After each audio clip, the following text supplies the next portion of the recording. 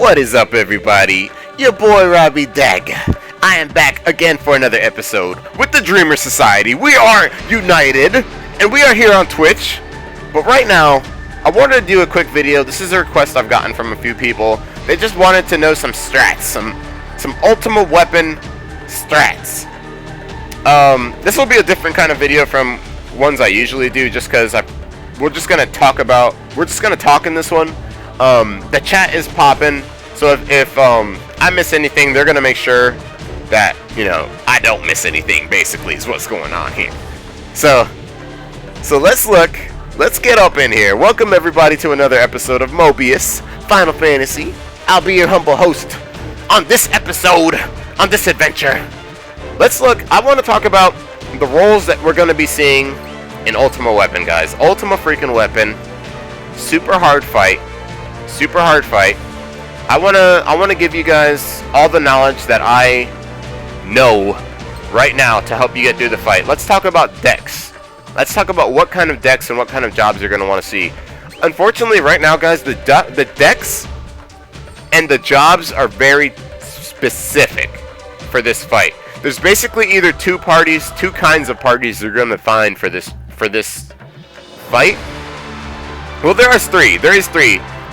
But it really depends. I've seen two attackers work, but you really just have to have OP attackers. You have to get through it in basically 5 turns or less to make that work, or else people just start dropping.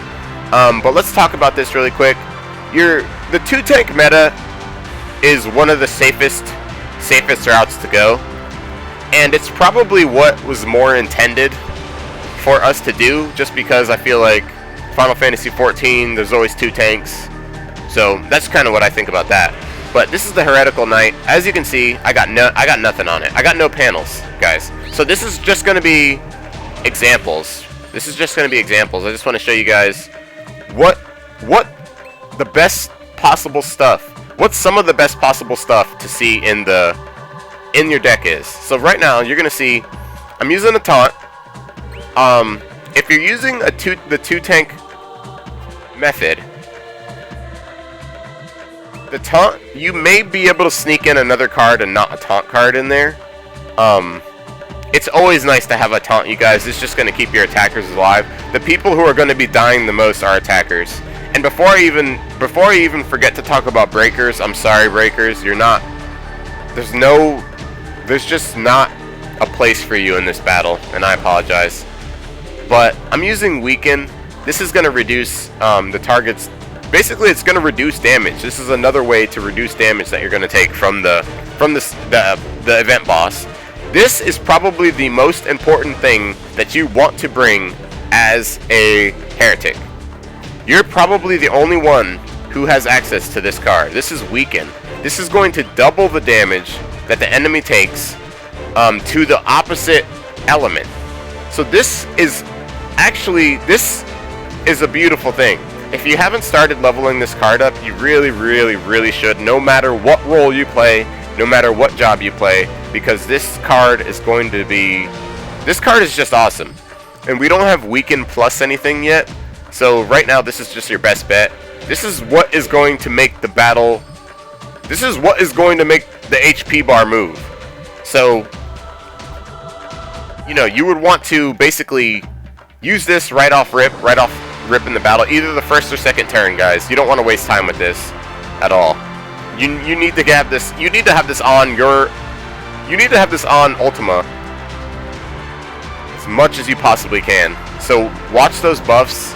Pay attention to when he takes his debuffs off, like after the bomb phase, guys, which is the worst part of the whole fight.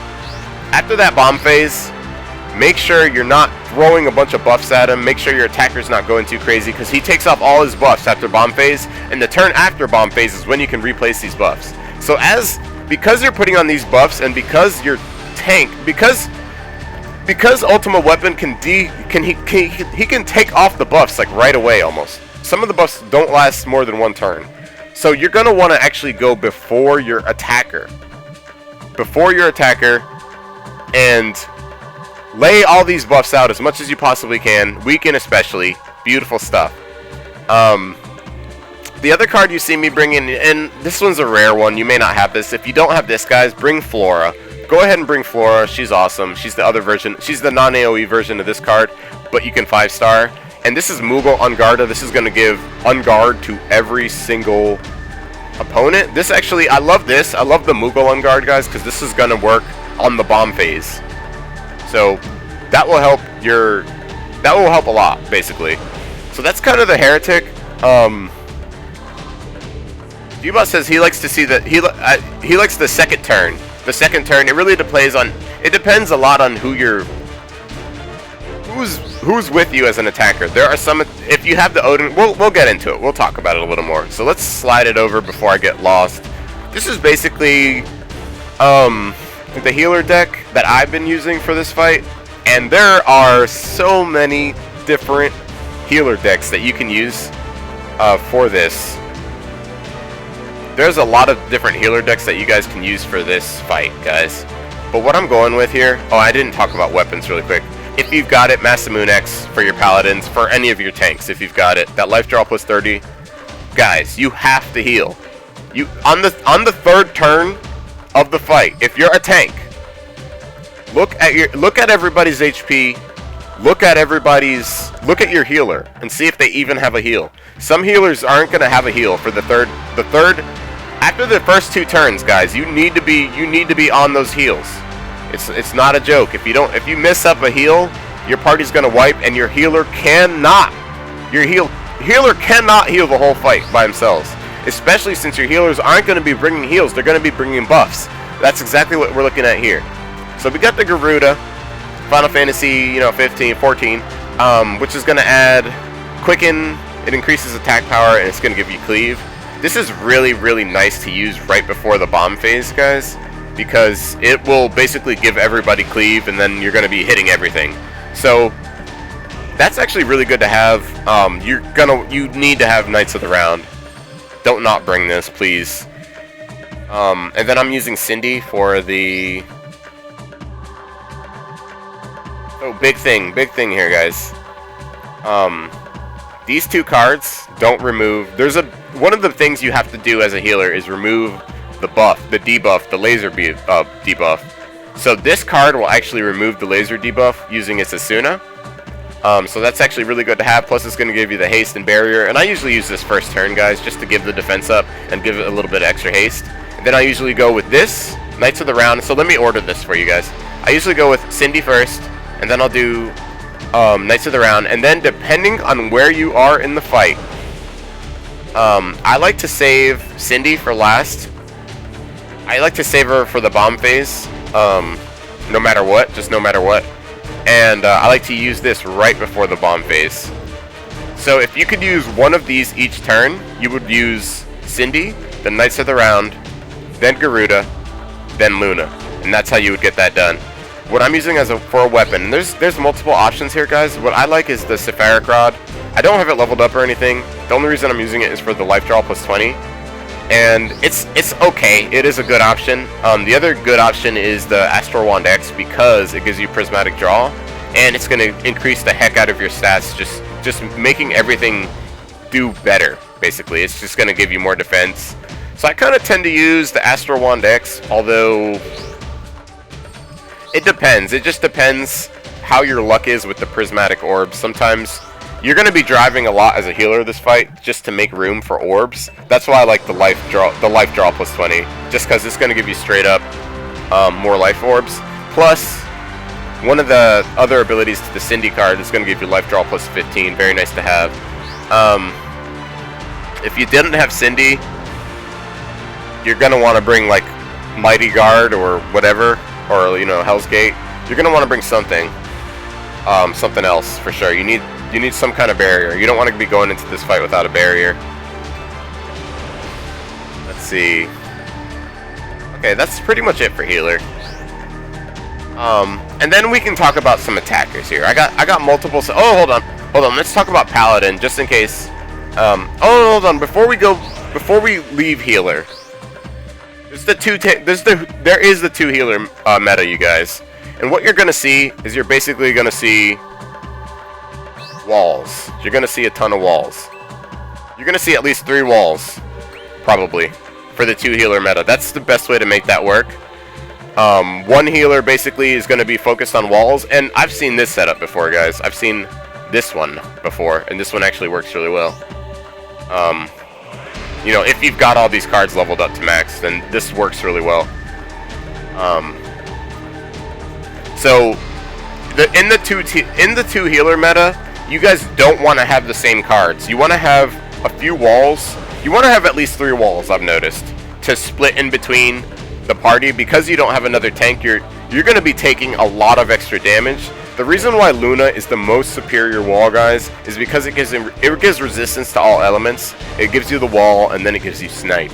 So the snipe is dope. It's going to help your attacker do way more damage. Actually, it's going to help all of you do more damage.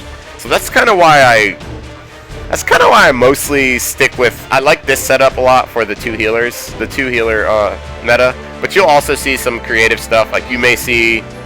I've run with teams that have used. One healer had 2 Lunas, and the other healer just had a wall, just another kind of wall there. So you can get creative. You can definitely get creative. The 2 healer meta definitely is alive and real, though. It definitely works. You can definitely make it go very smoothly. It does take a lot of coordination, actually just as much coordination as the 2 tank meta. The 2 healers have to coordinate together. Oh, Kineas, perfect. Kineas says something beautiful there. He says the Luna also heals the lasers. Absolutely, guys. So at this point, you're not going to have to worry about the lasers with this holy cleansing. So, pretty real. Pretty real. Very, very nice setup. Before we get into attackers, let's talk about the other tank, the other side to a tank. And this is what I'm running on my tank.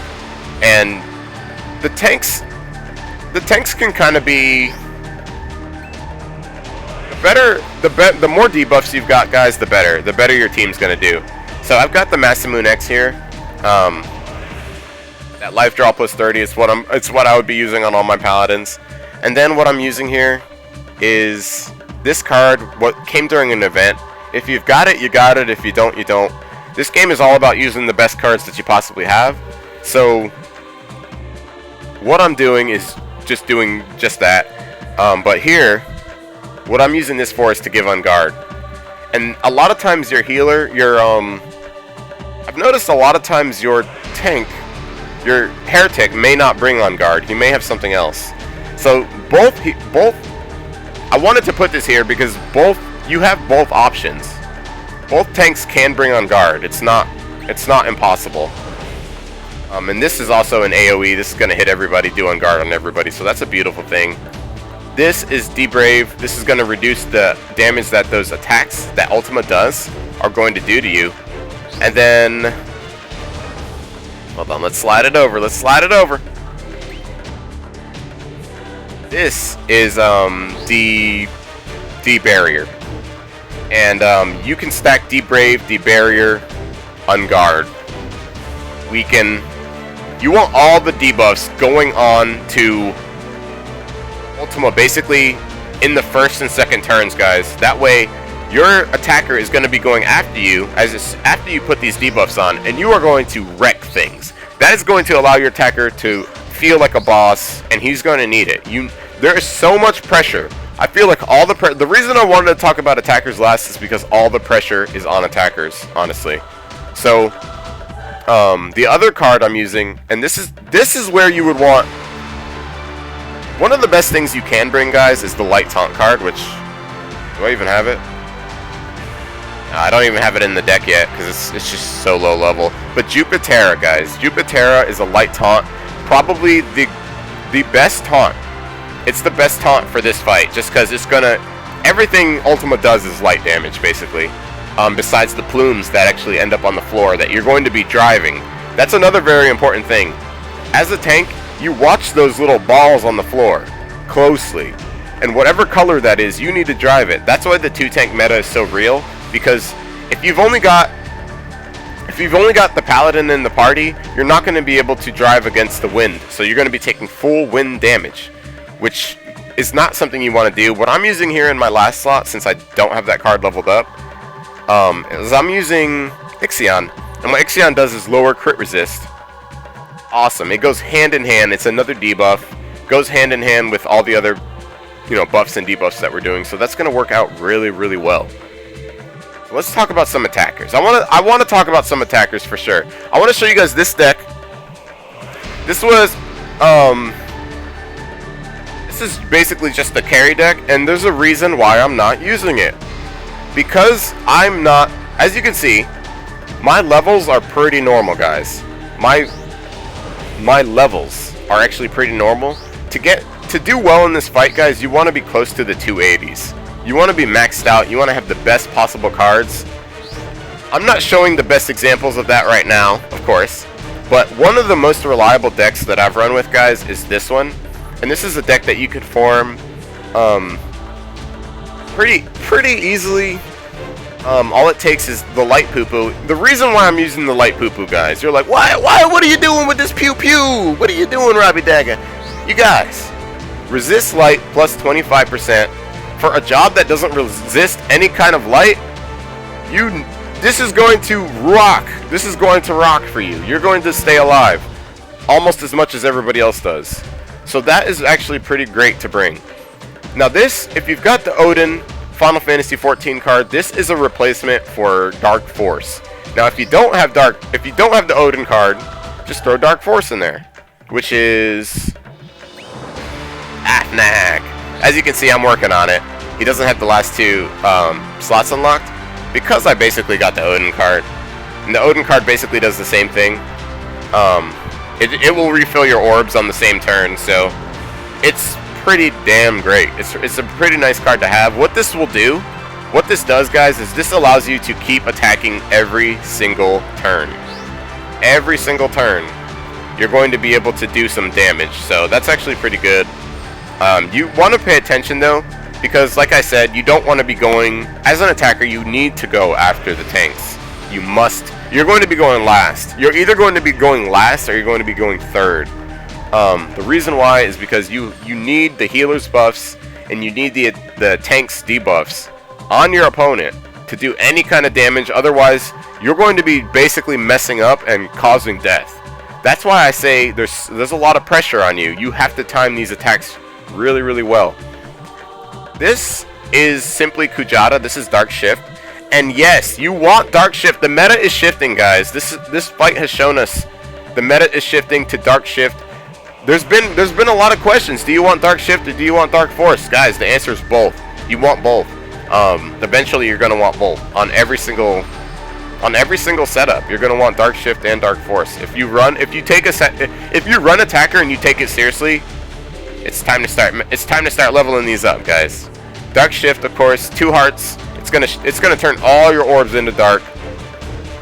And the biggest thing about it, check that out, guys. Check that out. Not only are you getting another stack of enhanced dark, but you're also getting ability ignition ×2 when you finish this, which is going to increase your magic power for the next ability by 50% total when you have this all finished. So this is a doable deck. This is not an impossible deck for anybody to get.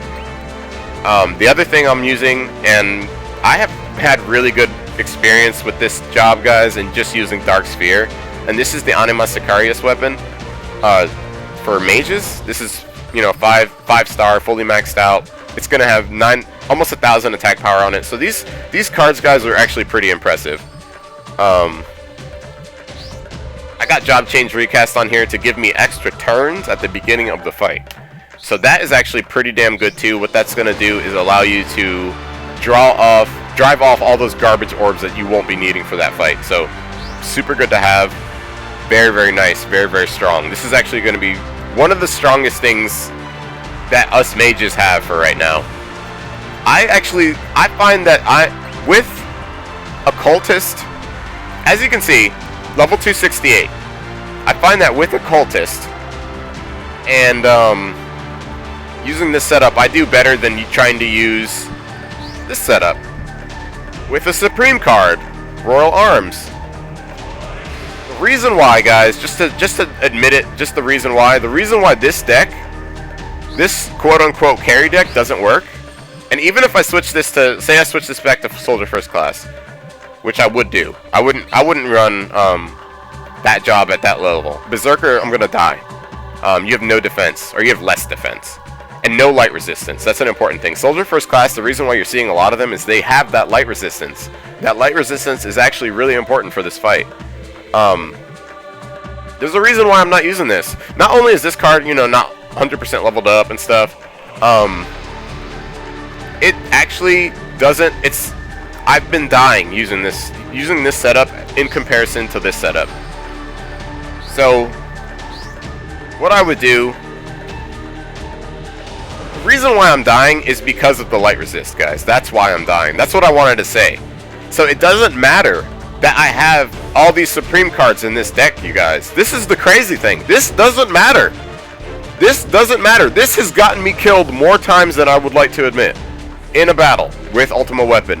What has succeeded more times than I can even comprehend is this setup. And this could go just as well. You could switch this out with the Cloud and do the same thing. The only reason I wouldn't is because of, you know, the Dark Sphere card. I don't have another Dark Sphere card for Warriors yet. So in the custom skill panels, you guys, I'm increasing magic like crazy. The other thing I went ahead and did was I went ahead and threw HPs up. I wanted more HP for sure, and then as much magic as I could get. Magic is less good than Enhanced Dark for this fight. As far as damage goes, you want more. Like, say, let me see, like these 2%, these would be better if I had Enhanced Dark 5%.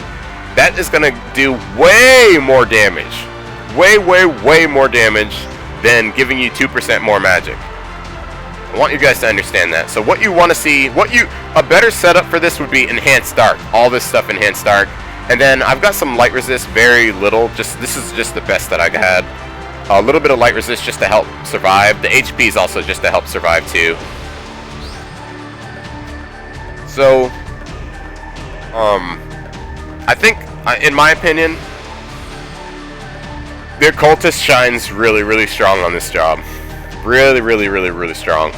The Soldier First Class, the only way I would use it is set up the exact same way. Let's see, with the light poo-poo. And this is just me personally. I just wanted to explain that personally. Because I've gotten a lot of questions as to why I'm using certain decks. A lot of questions, you guys, as to why I'm using certain decks when I do these fights. So I wanted to kind of clarify that. Basically what's happening is I'm using, because my level is pretty low. Oh, let's go ahead and throw Dark Shift in there, just as in a good example. Ujada. So because my level is pretty low, I'm getting all kinds of hits off with Unbreakable Bonds. But Unbreakable Bonds is my least favorite Supreme card. Here's why. It adds Armiger, which is going to drain HP to increase damage.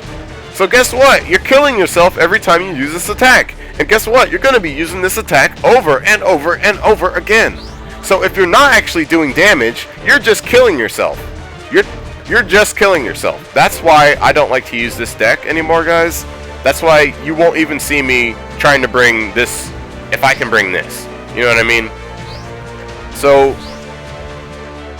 I hope that kind of clears things up. I know I've gotten tons of questions as why, you know, Robbie Dag, what are you doing with that ugly deck? Why don't you got 2 Eris in there like all the OP people are using? Basically, I'm not surviving without the light poo-poo. And to me, it's not as worth it to go ahead and bring 1 Aerith, because I have trouble getting the 4 heart orbs, and that's been an issue before too. So just wanted to throw a little bit of info out there and give you guys some decent examples as far as like what you can bring as far as weapons goes, guys. Let's go into weapons really quick on attacker. I'll go in on warrior and then I'll show you the weapon I've got on mage really quick. So painful break will do nothing for you. You're never gonna break Ultima Weapon. You're never ever gonna break Ultima Weapon. So that's not why I'm using this. I'm using this for the Attune Chain. The Attune Chain is gonna help you out. Basically, attacks of the same element using succession raise damage by 30%. That's gonna be dope. You're gonna need it. The other weapon you could bring is like This one's got a Tune Chain too, just right off rip. So if you've got nothing else, the Dragon Whisker X is pretty decent. Stay the hell away from things like the Masamune. The Buster Sword is actually very, very good. The reason why is because this increased crits 50%. This is actually going to make you fly through the battle, and this is arguably better than the Tune Chain that comes with the Braveheart X. It's completely up to you what you want to bring. It just depends. If you know that your party has some stuff to bring that crit resist down and to raise your crit resist up, this is going to be your better option 100% of the time, because you're going to be throwing crits off all over the place. So it really just depends what you got. Remember, always use the best of what you got with what you can do. That's what this game's all about for sure. And then let's look at the Mage Weapon really quick. It's basically the same deal. Same deal with the Mage Weapon. You're going to want to... I've got this boosted quite a bit, so the Attune Chain is a little bit higher than normal. Like 1% higher. But the Painful Break is useless. But the improved criticals that I have on the Eternity Staff X is actually dope as heck. If you've got, you know, your legend job, your mythic jobs, then those mythic job weapons are going to be pretty top notch. If not, just go with something like that's going to help you do some damage. The Trismegistus that you get from Black Mage 8 panels is going to be pretty good. It has the Attune Chain, and the Extended Break's not going to help you, but the Attune Chain definitely will. True Scale Staff is actually pretty good just because it's got improved crits, although the stock Painful Break that it comes with is not going to help you at all. So just pay attention. This is the first battle where we've really had to pay attention to the details going into the fight, guys. So I hope this video helps you guys out. If you guys have anything to add, please let me know in the chat, in the comments. I'll be here for you guys. You know the Dreamer Society is waiting for you. We are waiting for you to join us, guys. So jump on in. We are going to continue here on Twitch. We are certainly going to continue. We're about to farm a little Ultima, so... Wait, Ultima. I mean Anima. Anima and Ultima, why not? Why not? So, we'll catch you guys on Twitch. Thank you guys for coming by. If this video helped you out, hit that like, hit that share, hit that subscribe. Best ways to show your support without actually having to pay any money at all. So, I love you guys. I'll see you on the next one. Catch you later.